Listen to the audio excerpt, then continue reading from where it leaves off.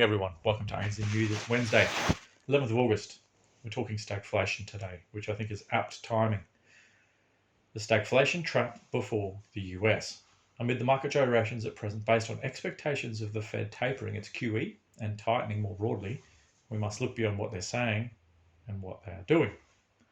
Last night saw the US Senate pass the $1.2 trillion infrastructure bill. That's a lot of money. While certainly a hard-fought milestone, it goes back to the House of Reps. Democratic Speaker has promised it won't be passed unless the Senate approve another $3.5 trillion spending package. As we've reported before, despite all this paper talk of money, in the last 2 months alone, the Fed's balance sheet increased by $337 billion, the largest amount in over a year. Here's a Fed balance sheet assets chart here, just to show the level of, stimulus that's being pumped into their system. And don't just blame the Fed. That $1.2 trillion package last night and the seemingly inevitable $3.5 trillion still to come is after the US government ripped through all of the $1.8 trillion Trump left in the TGA and issuing another $1.05 trillion worth of bonds and notes in just the last 4 months to pay for all of Biden's spending already. $1.05 trillion over that amount of time is the largest in all recorded history.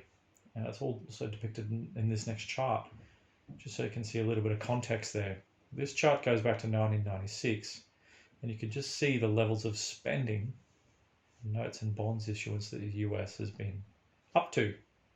Combining the two charts, they look even more scary. The next chart we're going to show you maps that March higher of cumulative QE sitting on the Fed's balance sheet and the deeply red deficit government budget as a percentage of GDP.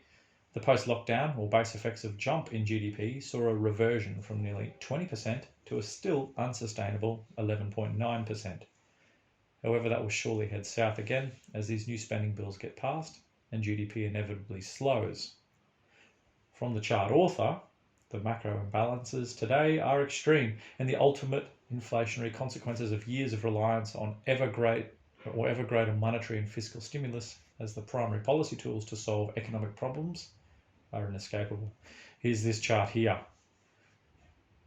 12% deficit versus GDP plus negative real rates and at least 120 billion per month of quantitative easing. Look at that spread there in that chart. The market vacillations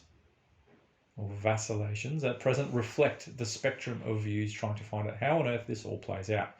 A strong NFP jobs print on non-farm role jobs on Friday night was seen as proof of economic recovery and more inflationary pressure to come. Surely wage growth will start as over 13 million Americans still on a variety of COVID unemployment benefits are outnumbered by job openings. And yet counter to that is a host of indicators that the US economy is weakening. And that weakness accelerating now that Delta, or the Delta strain of COVID, starts to impact the US. Of course, if you get both rising inflation and a weak economy, you're looking down the barrel of the dreaded stagflation outcome. In their July investor update, that was exactly what Crescat's thesis talked to. This from them.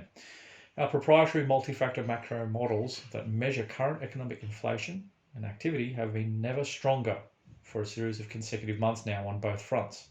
The issue is that, historically, high inflationary periods tend to be stickier than high real growth periods. It is growth, not inflation, that is more mean reverting. We believe a slowdown in the economy is likely ahead of us. Keep an eye on the macro data that will be coming out in the next several months. For instance, non-seasonally initial jobless claims increased 3 weeks in a row. The last time we saw that was in April 2020. Additionally, the Bloomberg Economic Surprise Index has been moving lower, particularly since April. Also, average work hours are starting to roll over. We think there is a high probability we could be entering a stagflationary environment in the coming months and quarters. So in this next chart, we're going to show you the Baltic Dry Index just reached decades high while the 10-year yields fall. These are two opposing bellwether indicators. There's that chart here for stagflationary divergence.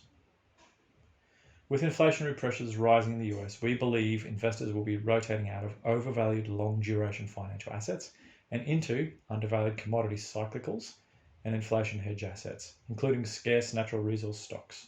First and foremost, we see a coming renaissance in precious metals exploration stocks. After a decade-long bear market, for this segment of the industry that only ended in the March of last year. Crescat have the ability to minimise the risk in investing in PM or precious metals exploration shares through their research and expertise. The key word there is minimise. The adage that the definition of a gold miner is a liar standing beside a hole in the ground underscores the risks involved. Buying the actual precious metals asset removes all counterparty risk. Indeed, gold, silver and platinum bullion are one of the only investments you can make with zero counterparty risk. Bullion is no one's liability. Everyone remember that. Now go back and look at the rate that they're printing fiat money at present through quantitative easing, and I guess that'll help make a better decision for you along the way.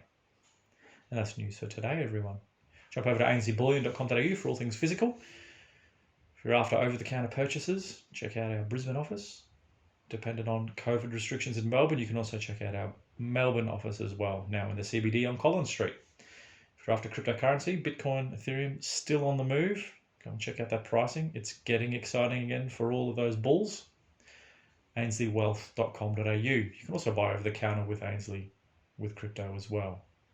And don't forget about Ainsley's own cryptocurrency, built and backed by Real Gold and Silver, goldsilverstandard.com. Great product. Check it out if you haven't already. Enjoy your Wednesday, everyone, and we'll catch you tomorrow for more news.